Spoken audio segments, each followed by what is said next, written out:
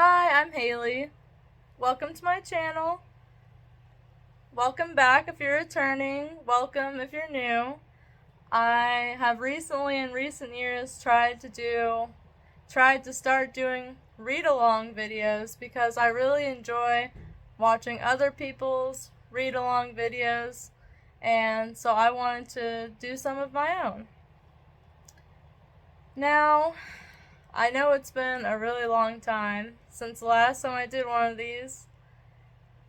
It's really strange. I always mean to continue them right away, but I guess life gets in the way, and all that.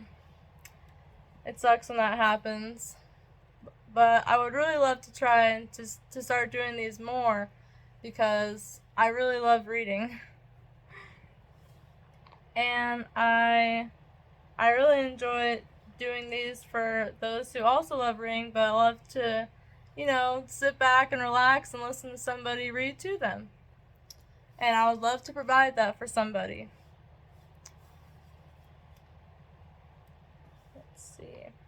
So, for this video, I'd like to continue Little Women. I can't exactly remember what happened in the last chapter, but I believe the last chapter was when Meg and Joe went to that party and they met Lori. I'm pretty sure they met Lori in that chapter. Yeah. Okay. So, now we are on part 1, chapter 4, and it's called Burdens. Oh dear, how hard it does seem to take up our packs and go on, sighed Meg the morning after the party. For now the holidays were over, the week of merrymaking did not fit her for going on easily with a task she never liked. I wish it was Christmas or New Year's all the time. Wouldn't it be fun? Answered Joe, yawning dismally. We shouldn't enjoy ourselves half so much as we do now, but it does seem so nice to have little suppers and bouquets, and go to parties and drive home and read and rest and not work. It's like other people, and I always envy girls who do such things. I'm so fond of luxury, said Meg, trying to decide which of 2 shabby gowns was the least shabby. Well, we can't have it, so don't let us grumble, but shoulder our bundles and trudge along as cheerfully as Marmee does. I'm sure Aunt March is a regular old man of the sea to me, but I suppose when I've learned to carry her without complaining, she will tumble off or get so light that I shan't mind her. This idea tickled Joe's fancy and put her in good spirits, but Meg didn't brighten. For her burden, consisting of 4 spoiled children, seemed heavier than ever. She hadn't heart enough even to make herself pretty as usual by putting on a blue neck ribbon and dressing her hair in the most becoming way. Where's the use of looking nice when no one sees me but those cross midgets, and no one cares whether I'm pretty or not? She muttered, shutting her drawer with a jerk. I shall have to toil and moil all my days with only little bits of fun now and then, and get old and ugly and sour because I'm poor and enjoy my life as other girls and can't enjoy my life as other girls do. It's a shame. So Meg went down, wearing an injured look, and wasn't at all agreeable at breakfast time. Everyone seemed rather out of sorts and inclined to croak. Beth had a headache and lay on the sofa, trying to comfort herself with the cat and 3 kittens. Amy was fretting because her lessons were not learned, and she couldn't find her rubbers. Joe would whistle and make a great racket getting ready. Mrs. March was very busy trying to finish a letter, which must go at once, and Hannah had the grumps for being up late didn't suit her. There never was such a cross family, cried Joe, losing her temper when she had upset an inkstand. broken both boot lacings and sat down upon her hat. "You're the crossest person in it," returned Amy, washing out the sum that was all wrong with the tears that had fallen on her slate.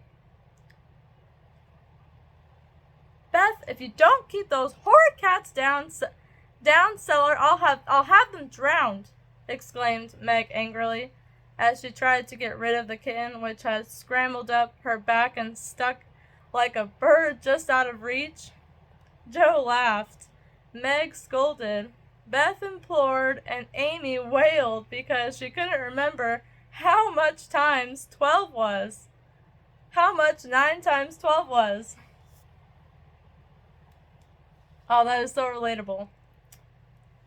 When you're trying to think so hard, but you just can't seem to remember. Girls, do be quiet. 1 minute. I must get this off by the early mail, and you drive me distracted with your worry," cried Mrs. March, crossing out the third spoiled sentence in her letter. There was a momentary lull, broken by Hannah, who stalked in, laid 2 hot turnovers on the table, and stalked out again. These turnovers were an institution, and the girls called them muffs, for they had no others, and found the hot pies very comforting to their hands on cold mornings.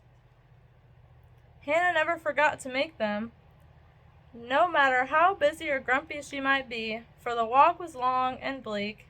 The poor things got no other lunch and were seldom home before 2. Cuddle your cats and get over your headache, Bethy. Goodbye, Marmee. We are a set of rascals this morning, but we'll come home regular angels. Now then, Meg." And Joe tramped away, feeling that the Pilgrims were not setting out as they ought to do.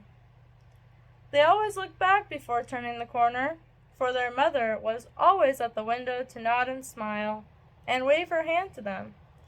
Somehow, it seemed as if they couldn't have got through the day without that, for whatever their mood might be, the last glimpse of that motherly face was sure to affect them like sunshine. If Marmee shook her fist instead of kissing her hand to us, it would serve us right, for more ungrateful wretches than we are were never seen," cried Joe, taking a remorseful satisfaction in the snowy walk and bitter wind. "Don't use such dreadful expressions," said Meg, from the depths of the veil, in which she had shrouded herself like a nun, sick of the world.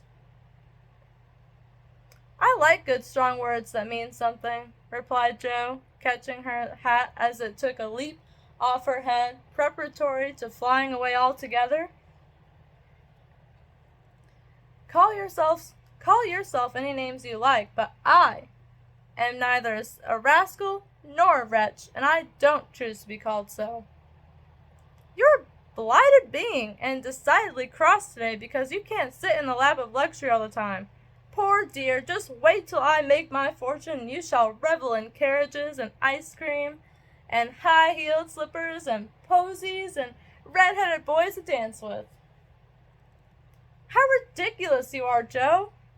But Meg laughed at the nonsense and felt better in spite of herself. "Lucky for you I am, for if I put on crushed airs and tried to be dismal as you do, we should be in a nice state. Thank goodness I can always find something funny to keep me up. Don't croak any more, but come home jolly, there's a dear." Joe gave her sister an encouraging pat on the shoulder as they parted for the day, each going a different way, each hugging her little warm turnover, and each trying to be cheerful in spite of wintry weather, hard work, and the unsatisfied desires of pleasure-loving youth.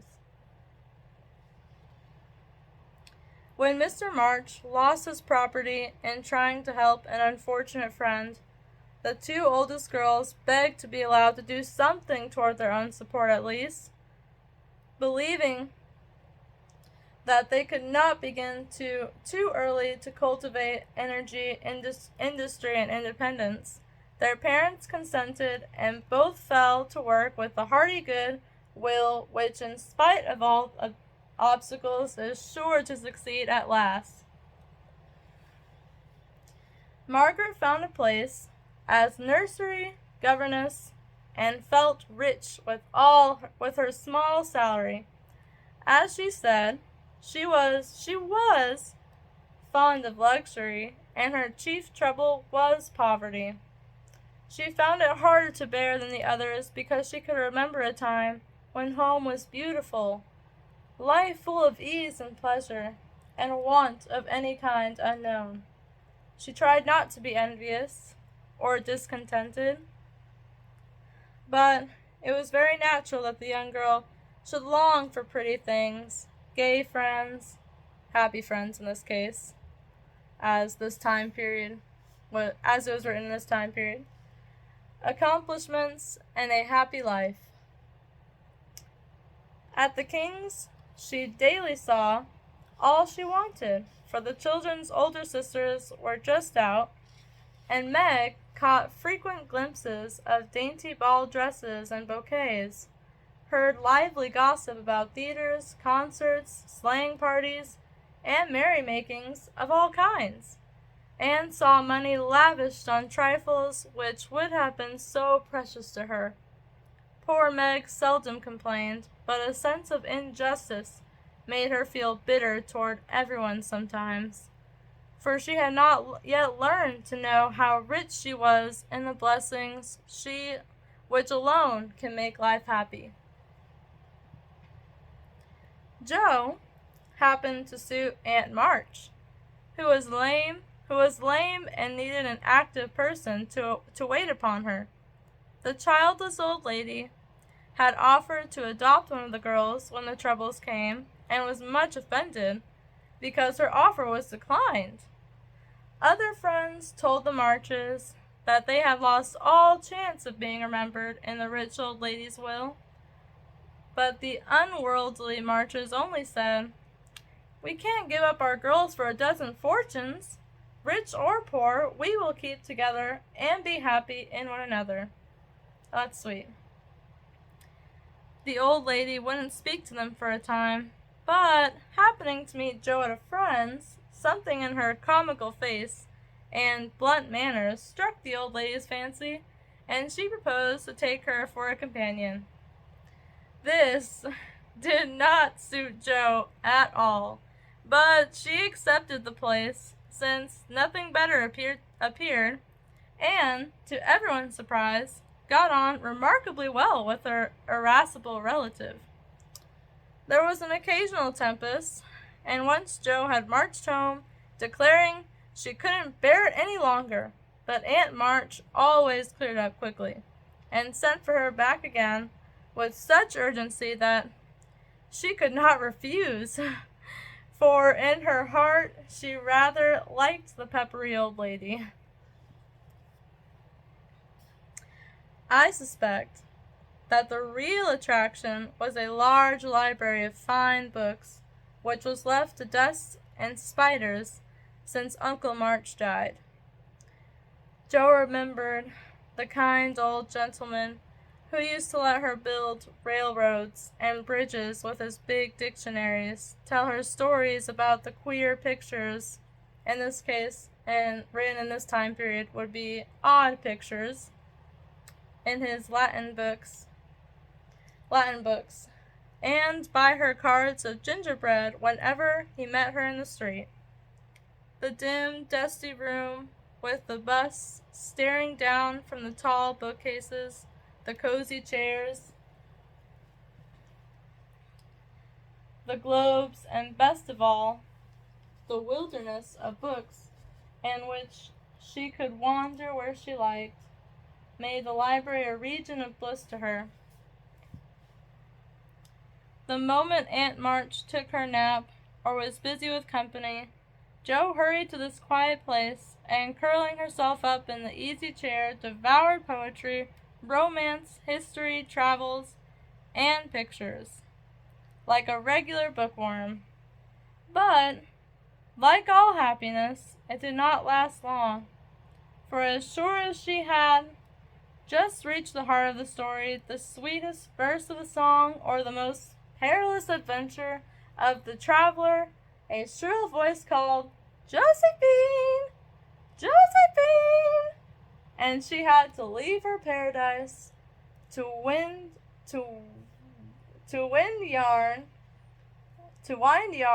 wash the poodle, or read Belsham's essays.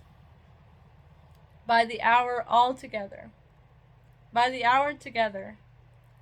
Jo's ambition was to do something very splendid. What it was she had no idea as yet, but left it for time to tell her. And meanwhile, found her greatest affliction in the fact that she couldn't read, run, and ride as much as she liked. A quick temper, sharp tongue, and restless spirit were always getting her into scrapes, and her life was a series of ups and downs, which were both comic and pathetic. But the training she received at Aunt March's was just what she needed, and the thought that she was doing something to support herself made her happy in spite of the perpetual "Josephine." Beth was too bashful to go to school. It had been tried, but she suffered so much that it was given up, and she did her lessons at home with her father. Even when he went away, and her mother was called to devote her skill and energy to soldiers' aid societies, Beth went faithfully on by herself and did the best she could. She was a housewifely little creature, and helped Hannah keep home neat and comfortable for the workers, never thinking of any reward but to be loved. Long, quiet days she spent, not lonely nor idle, for her little world was peopled with imaginary friends, and she was by nature a busy bee. There were 6 dolls to be taken up and dressed every morning, for Beth was a child still, and loved her pets as well as ever. Not one whole or handsome one among them. All were outcasts till Beth took them in. For when her sisters outgrew these idols, they passed to her because Amy would have nothing old or ugly.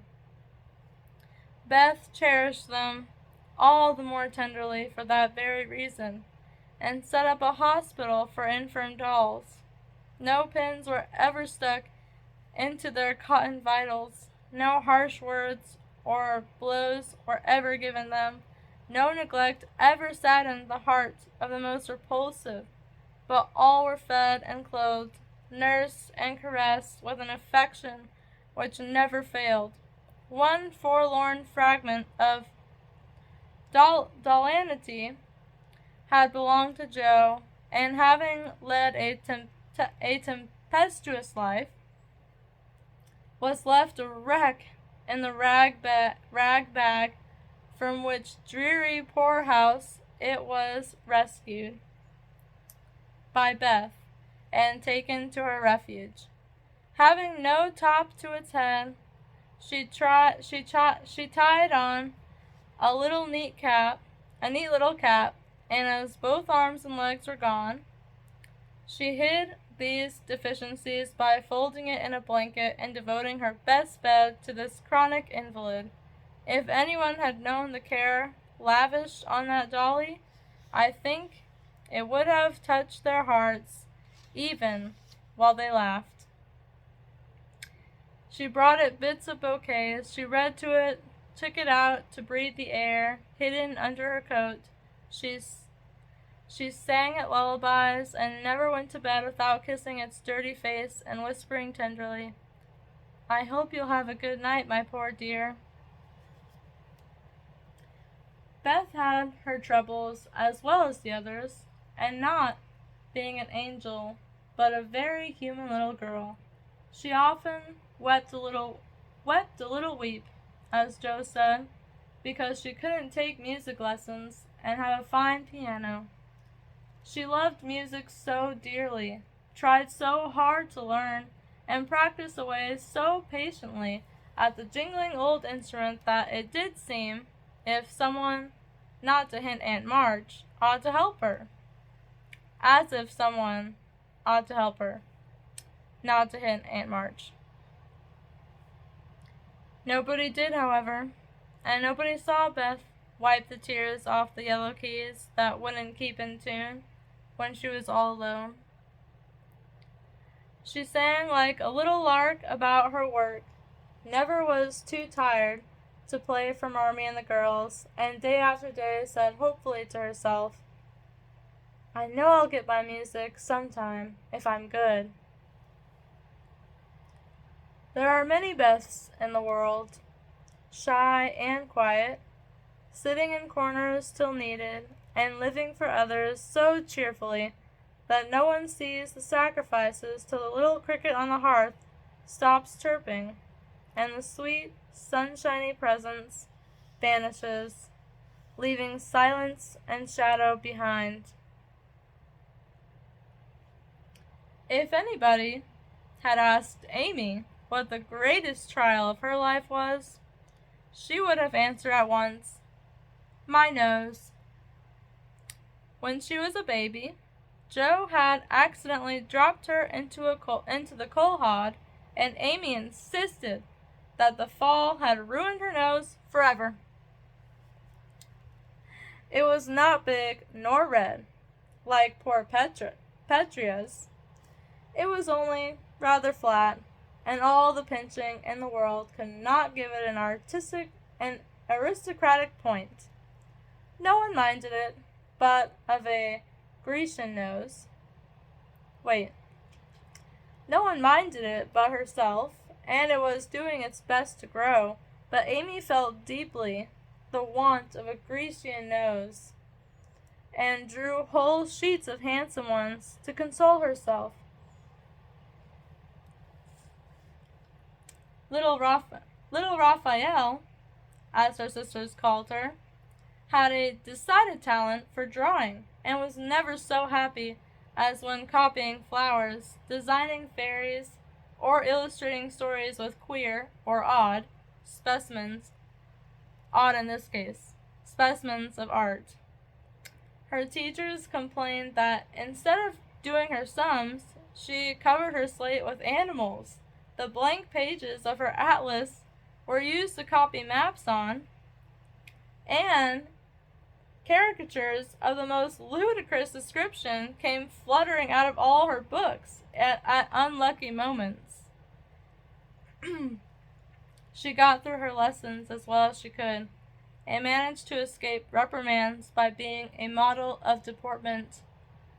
She was a great favorite with her mates, her friends, being good-tempered, in case anybody here is unfamiliar with the term mates. Being good-tempered and possessing the happy art of pleasing without effort. Her little airs and graces were much admired. So were her accomplishments, for beside her drawing, she could play 12 tunes, crochet, and read French without mispronouncing more than 2/3 of the words. She had a plaintive way of saying, "When Papa was rich, we did so-and-so," which was very touching, and her long words were considered perfectly elegant by the girls. Amy was in a fair way to be spoiled, for everyone petted her, and her small vanities and selfishnesses were growing nicely. One thing, however, rather quenched the vanities. She had to wear her cousin's clothes. Now, Florence's mamma hadn't a particle of taste, and Amy suffered deeply at having to wear a red instead of a blue bonnet, unbecoming gowns, and fussy aprons that did not fit. Everything was good, well made, and little worn, but Amy's artistic eyes were much afflicted, especially this winter, when her school dress was a dull purple with yellow dots and no trimming. "My only comfort," she said to Meg with tears in her eyes, "is that Mother doesn't take tucks in my dresses whenever I'm naughty, as Maria Parks's mother does. My dear, it's really dreadful, for sometimes she is so bad her frock is up to her knees, and she can't come to school. When I think of this degradation, I feel that I can bear even my flat nose and purple gown with yellow skyrockets on it." Meg was Amy's confidant and monitor, and by some strange attraction of opposites, Jo was Gentle Bess. To Jo alone did the shy child tell her thoughts, and over her big harum-scarum sister, Beth, unconsciously exercised more influence than anyone in the family. The two older girls were a great deal to one another, but each took one of the younger into her keeping and watched over her in her own way. Playing mother, they called it, and put their sisters in the places of discarded dolls with the maternal instinct of Little Women. Ah, we get a shout out of the title.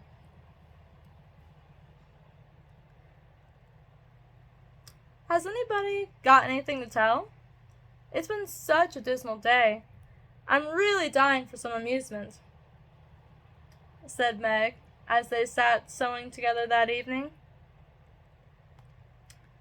"I had a queer time with Aunt, or odd, in the case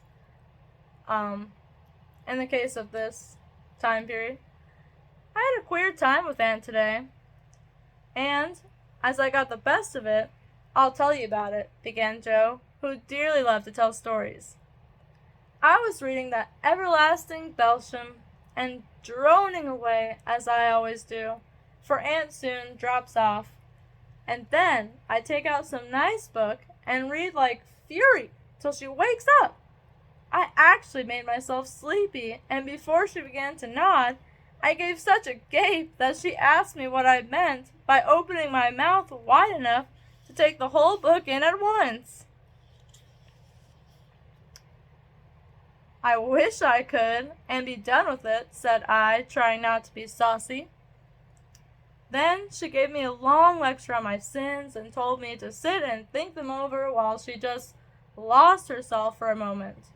She never finds herself very soon, so the minute her cap began to bob like a top-heavy dahlia, I whipped the Vicar of Wakefield out of my pocket and read away, with one eye on him and one on Aunt. I just got to where they all tumbled into the water when I forgot and laughed out loud. Aunt woke up, and being more good-natured after a nap, told me to read a bit and show what frivolous work I preferred to the worthy and instructive Belsham. I did my very best, and she liked it, though she only said, "I don't understand what it's all about." Go back and begin it, child."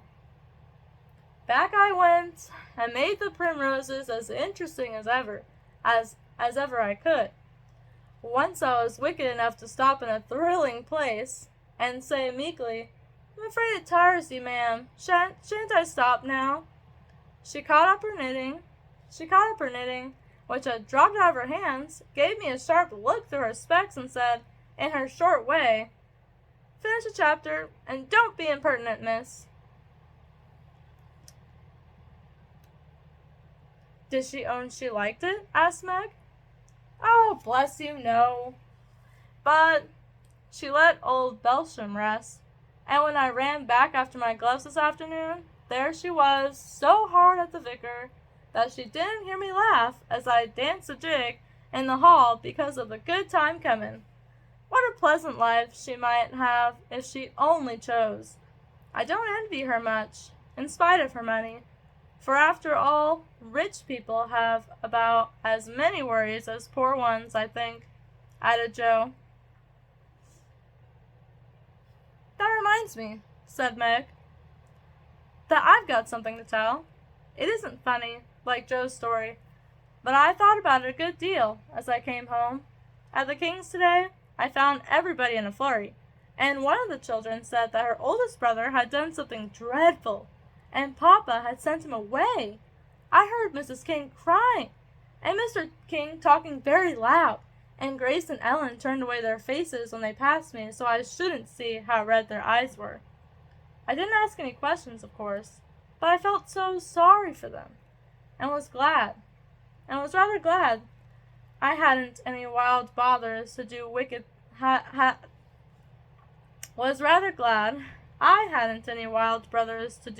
things and disgrace the family. I think being disgraced in school is a great deal tryinger than anything bad boys can do, said Amy, shaking her head as if her experience of life had been a deep one. Susie Perkins came to school today with a lovely red carnelian ring. I want it dreadfully, and wish I was her with all my might. Well, she drew a picture of Mr. Davis with a monstrous nose and a hump, and the words, "Young ladies, my eye's on you," coming out of his mouth in a balloon thing. We were laughing over it when all of a sudden his eye was on us, and he ordered Susie to bring up her slate. She was paralyzed with fright, but she went, and oh, what do you think he did? He took her by the ear, just fancy how horrid, and led her to the recitation platform and made her stand there half an hour, holding that slate so everyone could see. Didn't the girls laugh at the picture? Asked Joe, who relished the scrape. Laugh? Not one! They sat as still as mice, and Susie cried quarts. I know she did. I didn't envy her then, for I felt that millions of carnelian rings wouldn't have made me happy after that. I never should have got over such an agonizing mortification. And Amy went on with her work in the proud consciousness of virtue, and the successful utterance of 2 long words in a breath. I saw something that I liked this morning, and I meant to tell it at dinner, but I forgot, said Beth, putting Joe's topsy-turvy basket in order as she talked. When I went to get some oysters for Hannah, Mr. Lawrence was in the fish shop, but he didn't see me, for I kept behind a barrel, and he was busy with Mr. Cutter the fishman. A poor woman came in with a pail and a mop, and asked Mr. Cutter if he would let her do some scrubbing for a bit of fish, because she hadn't any dinner for her children, and had been disappointed of a day's work.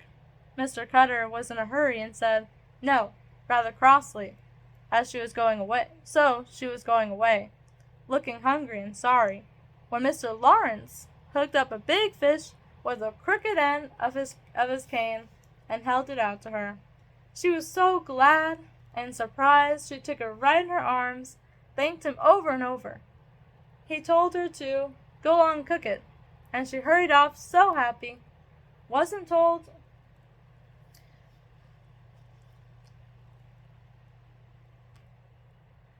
it good of him? Oh, she did look so funny, hugging the big, slippery fish and hoping Mr. Lawrence's bed in heaven would be easy.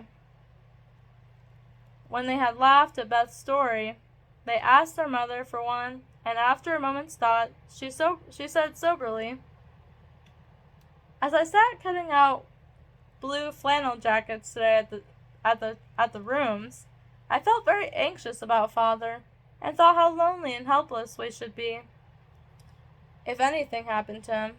It was not a wise thing to do, but I kept on worrying till an old man came in with an order for some clothes. He sat down near me, and I began to talk to him, for he looked poor and tired and anxious. 'Have you sons in the army?' I asked, for the note he brought was not to me. 'Yes, ma'am, I had 4, but 2 were killed, 1 is a prisoner, and I'm going to the other, who is very sick in a Washington hospital,' he answered quietly. 'You have done a great deal for your country, sir,' I said, feeling respect now, instead of pity.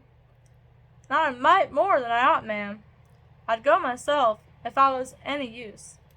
As I ain't, I give my boys, and give 'em free.' He spoke so cheerfully, looked so sincere, and seemed so glad to give his all that I was ashamed of myself. I'd given 1 man, and thought it too much, while he gave 4, without grudging them. I had all my girls to comfort me at home, and his last son was waiting miles away to say goodbye to him, perhaps. I felt so rich, so happy thinking of my blessings, that I made him a nice bundle, gave him some money, and thanked him heartily for the lesson he had taught me." I really like that story. That's very thoughtful of her to do.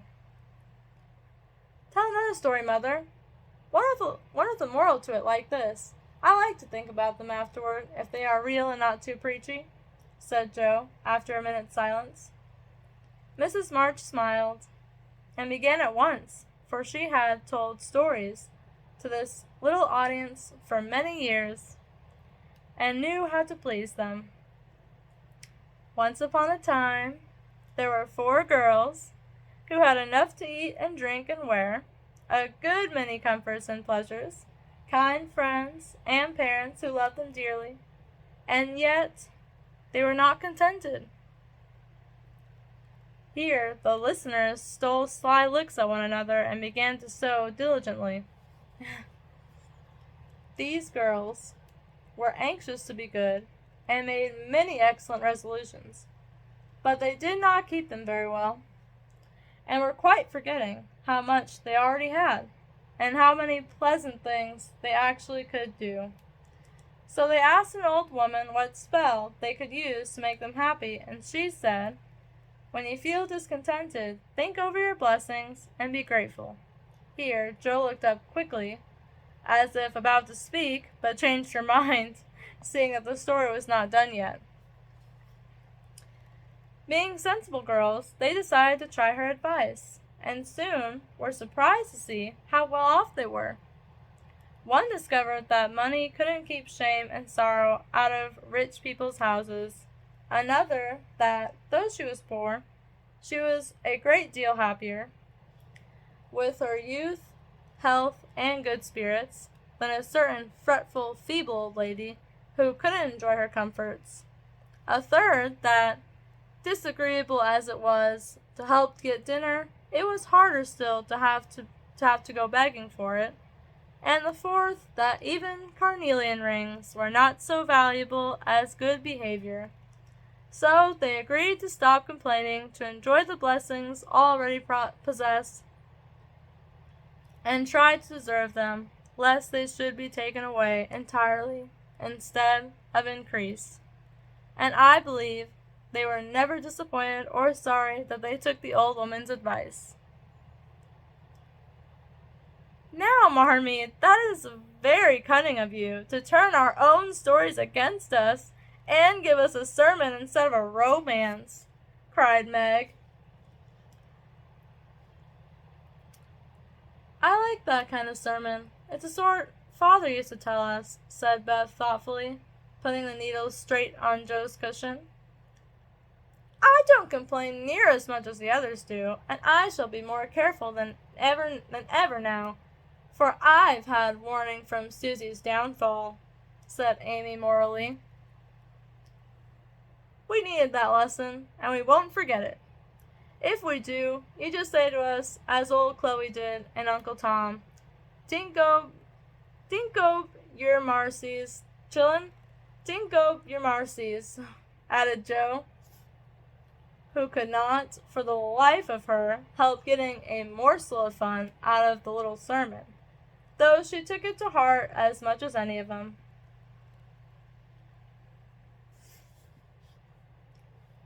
And that is Part 1, Chapter 4, Burdens of Little Women.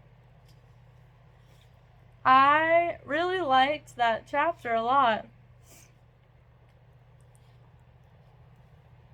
For context, this is my first time really going through the Little Women book. I've watched several of the adaptations, so I know in a gist how the story goes, but this is actually my first time going through the book, actually, so, but yeah, I really like, that part. I really like the moral of that chapter. It's very relatable because, or at least I feel it's very relatable because a lot of us do tend to fall in that trap of, of taking things for granted and, not really, taking things we have for granted, not realizing that other people, don't get the same things and same people in life that we do. I know that I tend to fall under that trap sometimes, and I'm definitely very grateful for everything that I have, and I'm glad that there's a story, of course, among many other stories that have that lesson. It's always good to I feel it's always good to be reminded of all the things, all the amazing blessings that we have in life. But yes, thank you so much for stopping by and reading Little Women with me. Have a nice day. Thank you.